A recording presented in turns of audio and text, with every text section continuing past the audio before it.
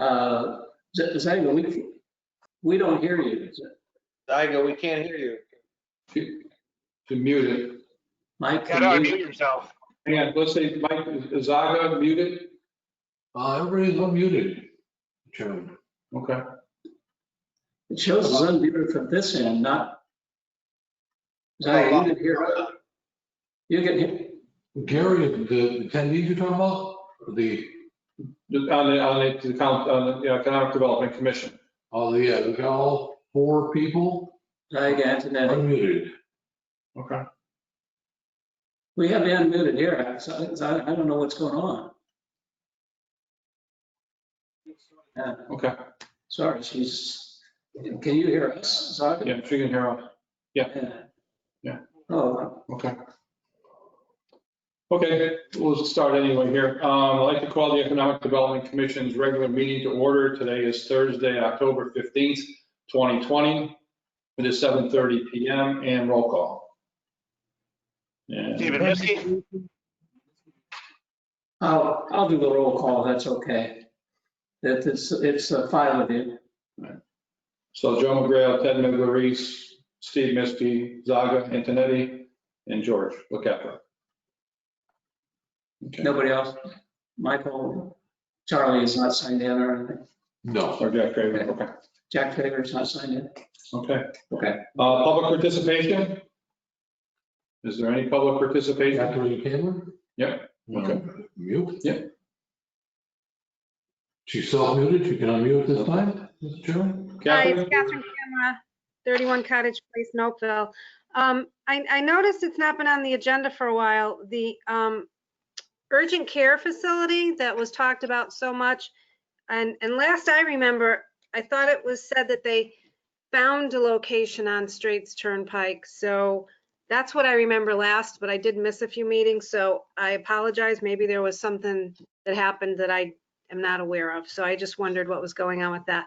And the second comment is that if you're going to continue to have this virtual, I really would like it if you could put a second public participation, because the issue is when you cover everything, sometimes there's a comment at the end or a question at the end. So I do miss that, but thank you.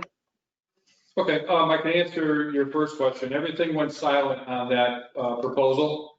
So I'm not quite sure what exactly happened, but it doesn't appear that that's an active project right now. So we still have our fingers crossed that something will happen on that property or somewhere in town, in urgent care or another doctor's facility. And as far as for the next meeting, we're going to, I think, do a combination of both virtual and in person. And at that point there, I wouldn't have any problem with putting the second public participation back on. Okay, you just said that property. I never knew what property it was.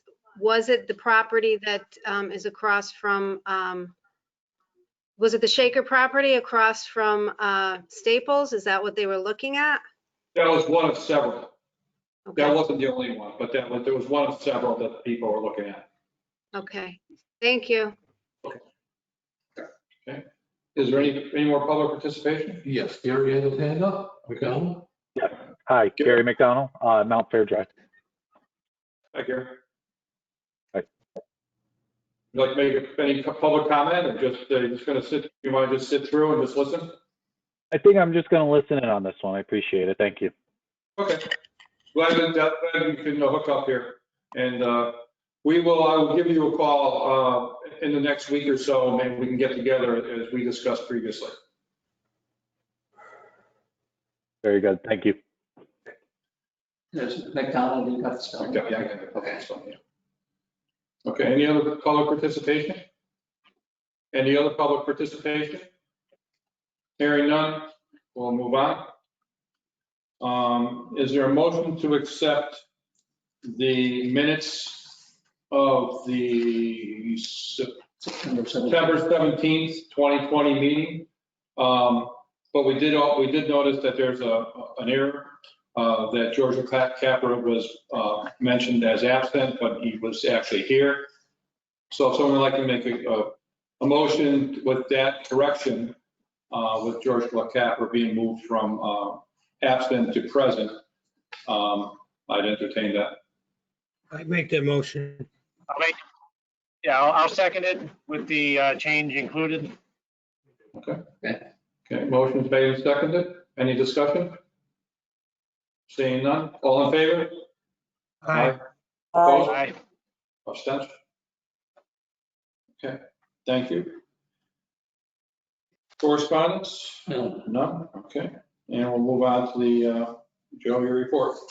Okay, I hope you all got it from an email, but I'll go through it.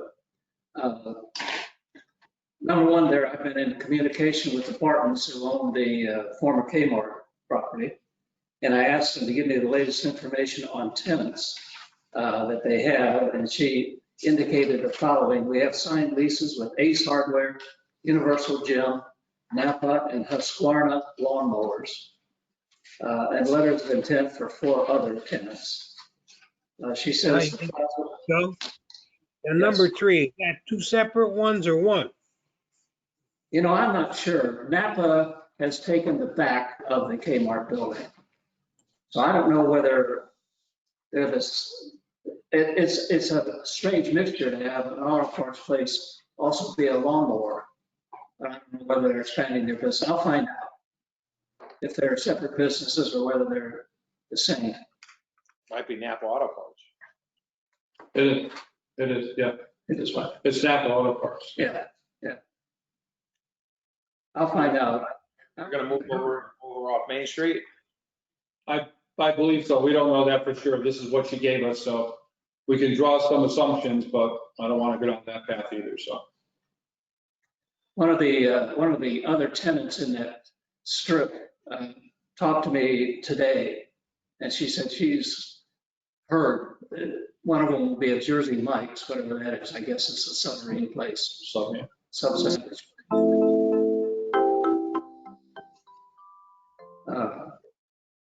All right, then item number 2 there, Joe McGrail and I attended the last planning and zoning meeting with Courtney Hendrickson, who was the chief reporter for the Advanced Connecticut report on the Sealy property. And she did, I think she and Joe did a nice job of presenting our findings. And there was some discussion with the commission, not a lot. And they had a copy of the report and they read it. So we had a discussion with Mark Massoud afterwards that they only got the executive summary of the report. And the full report has a lot of background demographic data that the executive summary does not. And it would apply to everything that planning and zoning might want to do in the future. So it's pretty valuable stuff for them to have. Just one comment on that. So when we were at the meeting, I did mention a couple of times during the presentation that, at least in my mind, this could be one of the most critical votes that P&Z will take. I know it's a big town, there's a lot of projects that go on, but consider it's in downtown Oakville, and this is probably once in a lifetime opportunity to put something there. So I think they appreciate that, and they understood that it's a very important vote, and we really have to make sure we get the right project for that site. So, okay. Yeah, I also talked with Tom Hill, who's a real estate broker, and he says he's got a couple of people interested in the property, and they're continuing to deal with the national broker that is handling the property. But the national broker has told him, according to Tom, if he has a buyer for the property, to pursue it. So number 3 there, the town has put up for sale. You probably read this in the newspaper too. The old town hall and the former town hall annex. The asking price for the town hall is $150,000. For the annex is $300,000. And Golden Real Estate has been selected as the town's agent for the sale.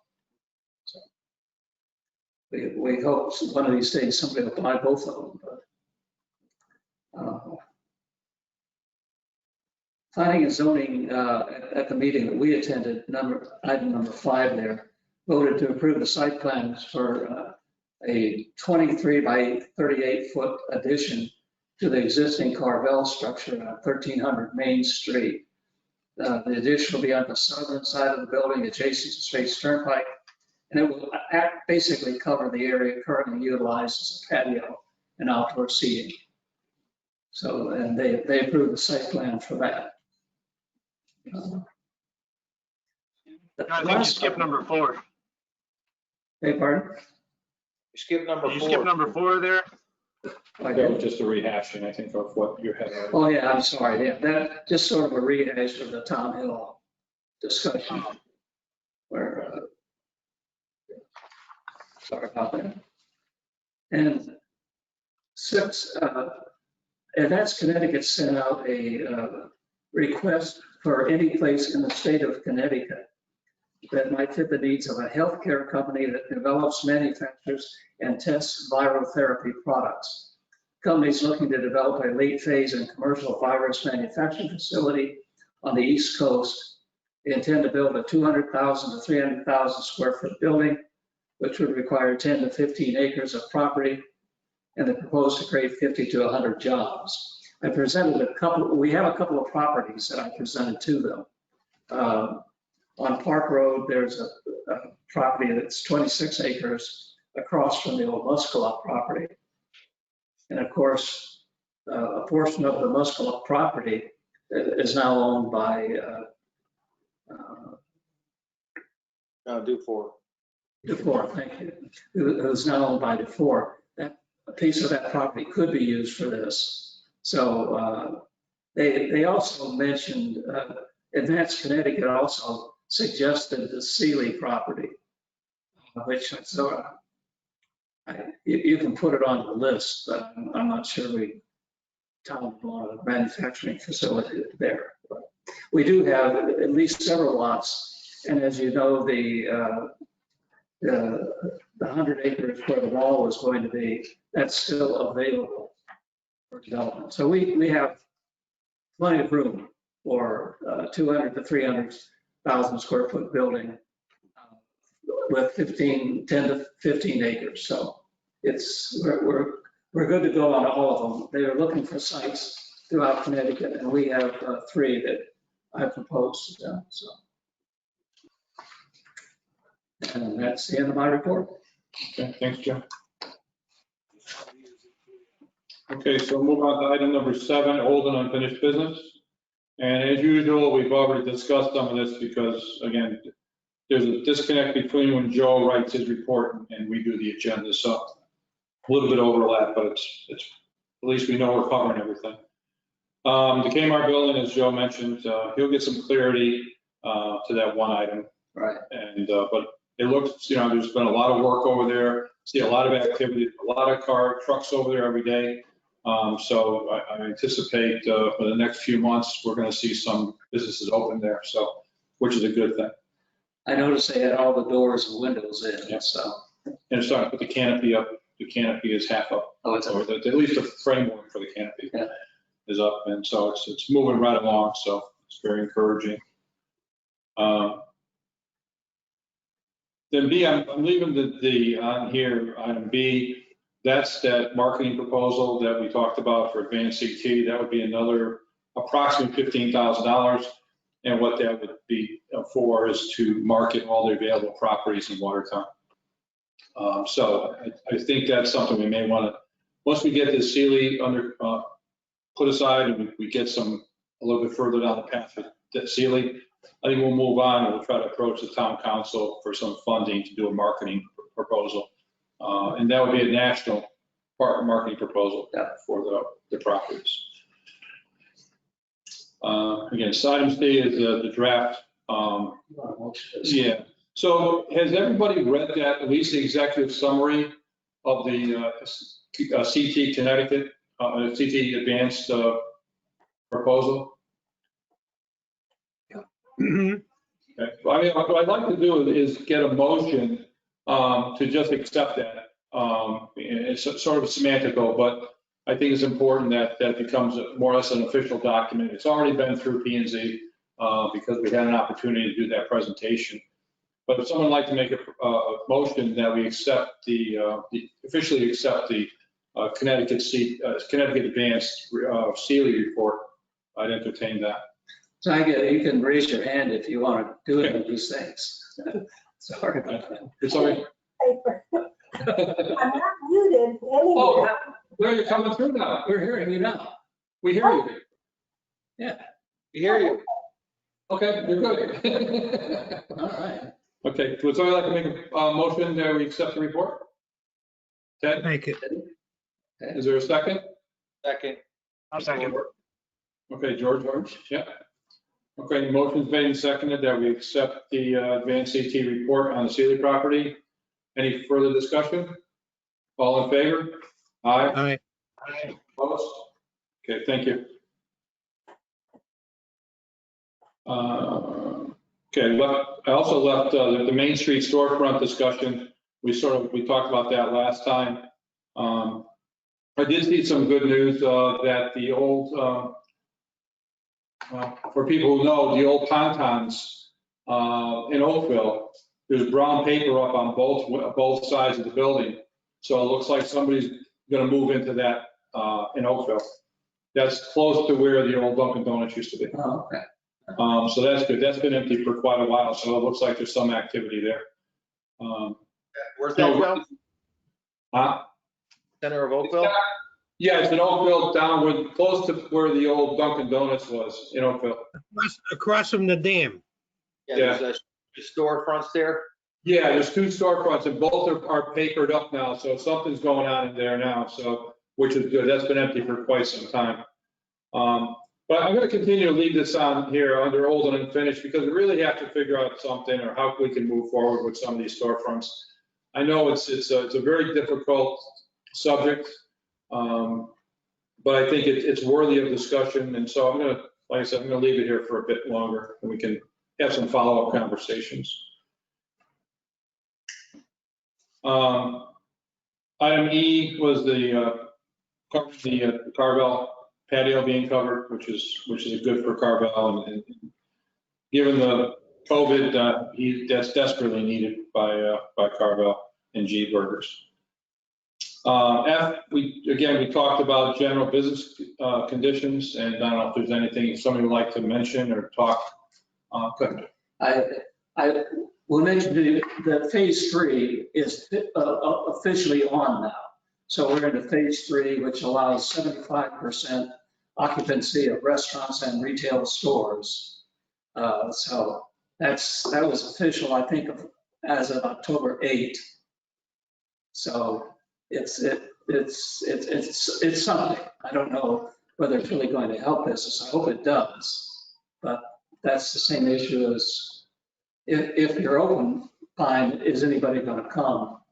That's a whole other issue. Yeah. Well, I did read something that I guess the governor was proposing to allow local municipalities to revert back to phase 2 if they chose to, depending on what the COVID numbers are for their town. But he got a lot of kickback pretty quick from, I think it was New London and Norwich, because as those mayors said, all the people would do is just go to the next town over. And they would just continue, they would lose more business at their bars and restaurants or whatever. So I think we're sort of still on a little bit of quicksand here with how this is going to move forward. I know there's been quite an uptick. I think there's 8 communities in Connecticut now that are now under red condition. Danbury is close to us, and they just put them in the red category.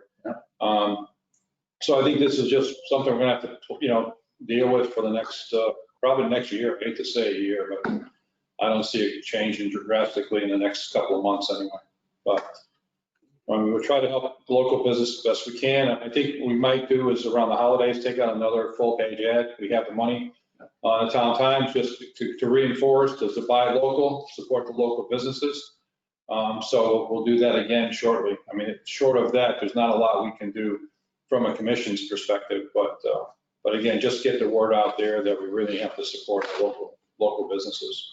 it would be helpful if Congress moved a little bit on the next phase that they were doing, because that would rejuvenate the paycheck prevention or program, paycheck protection program, the PPP, which a number of our businesses have taken advantage of. And it's technically over until Congress makes another move. And that will help some of our local businesses at least make payroll during the tough times. But you guys and gals are all in the same boat I am. All I know is what we hear on the news, and it doesn't look like anything's going to happen till after the election. So they're going to have to tough it out from now till at least election day or thereafter. So that's one help. They very much like the PPP program. It's been very popular, and most people have exhausted their funds. Most of the loans are being forgiven. You have to meet certain requirements, and most of the businesses know that. And so they've turned into grants as opposed to loans. So. Okay, thanks, Joe. Okay, so on item number 8, new business. Again, we did the P&Z presentation. Just as a side note to that, there was some other activity that was mentioned at P&Z, which I really don't have the details, so I'm not going to go into it here, but looks like there may be a couple of projects coming up that would be of interest to the town. So that was the Brookside. Yeah. So there's things that are going to appear before P&Z, I think, in the near future, which I think is going to be good for the town. So we'll talk about that at the appropriate time when we have more details. Item B, it looks like maybe an Ion Bank is either going to open up another branch here or move from Straits Turnpike. I'm not quite sure which one, but I know that they're appearing before P&Z for some changes, a zoning change that would allow them to move on Main Street. Drive-through. Yeah, for a drive-through. Yeah. I guess specifically they were looking at the property across from Manja, the old gas station, the used car lot for a while. I think they're looking at that piece of property there. A little, right? What's that? It seems kind of small. Yeah. Well, I mean, it's a drive-through. Kmart Plaza? I don't know what's going to happen. I'm assuming they're going to add another branch maybe to Watertown, maybe keep 2 here, because that could be just a walk-in bank. Kmart Plaza, is that Ion Bank? That's an Ion Bank too, right? Yeah. So, but it looks like there's some activity there. Item C, I think a lot of people know that the old Economy Tire now is a convenience store, Citgo convenience store. That's open. That took a better part of a year to get everything in place. So that's another business that opened up in town. And the last item I have here is this, which we already talked about. We did set the dates. We just confirmed the dates from the last meeting, the 2021 schedule of meetings, which will still occur on the 3rd Thursday of the month, every month. So They, if you need the exact dates, they appear in your minutes.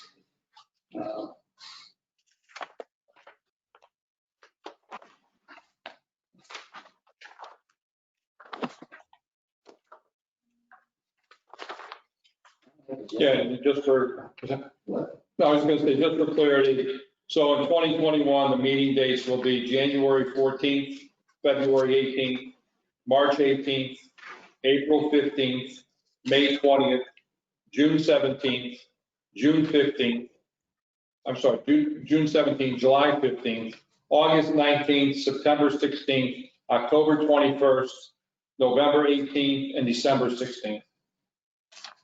So. And is there anything else you want to add? No, I would just say in one additional thing, I am pleased to see, given the economic conditions, that some things are actually moving forward. This Ion Bank is a good thing. The Kmart thing is a good thing. before building his new building on the former Muscatine property. That's a good thing.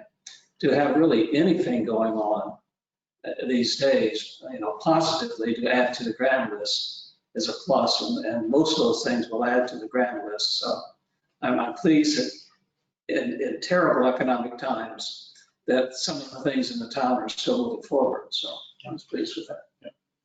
And I'm just trying to think of the Connecticut Main Street, the president. Fitzpatrick, I think. But the proposal from Advanced AT for the Sealy property, we did run that by the president of Connecticut Main Street. And he liked that proposal. He thought it covered all the bases. And at some point, I'd almost like to get him to come here or do a video conference with us and let him give us an overview of how Connecticut Main Street works and how they can help Watertown. We've been a member now for a number of years. And I think it's probably a good time now to get their thoughts and see what help they can give us. And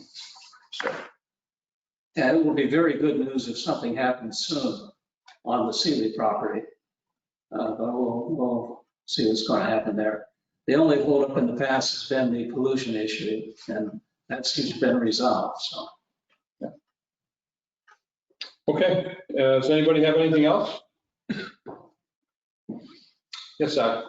And Joe, can you actually hear me now? Excuse me? Can you hear me? Yes. Oh, okay. Is there any estimate on what the additional remediation would cost on the Sealy property in order to make it so that you could have residential units over the storefronts? Yeah, Courtney from Advanced CT was going to go back to Deep and see if she could get some idea of some more clarity. She did ask that question before, but they were a little bit vague. But I think it's, so she was going to try to push them a little bit harder to come up with some ideas. How close is it to being residential would be nice to know. I mean, if it's just a matter of some very modest cleanup, then maybe we do have that chance. I mean, we've always talked about, some type of little village concept for the Sealy property with stores on the first floor and apartments above. I think that would be a grand slam.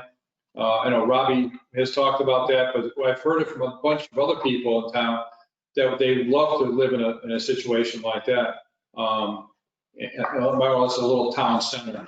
It's nothing going to be overly elaborate, but I think we're in dire need of some apartments for young professionals, and that would be a perfect situation for them. That's Okay. Who Good. Who would be financially responsible for that remediation? The buyer? Yes. Yeah, the buyer. Yeah. I had a conversation with this Sheila Gleason at DEP about this. I think I mentioned to Joe.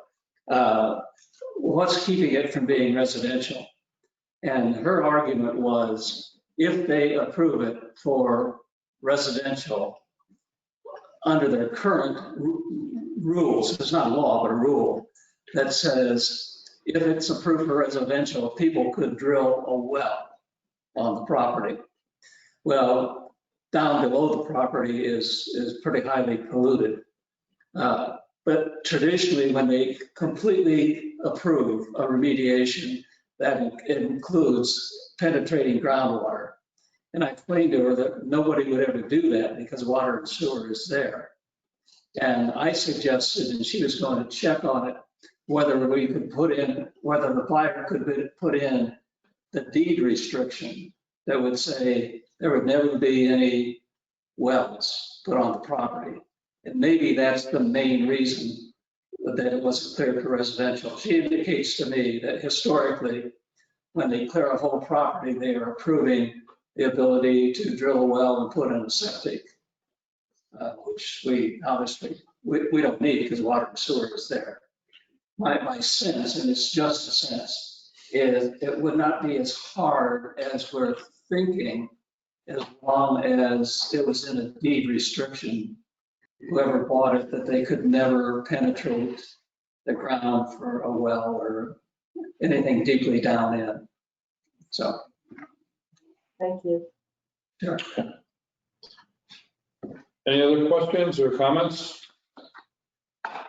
Okay, is there a motion to adjourn? Take a motion, we adjourn. Eddie? Okay. Steve?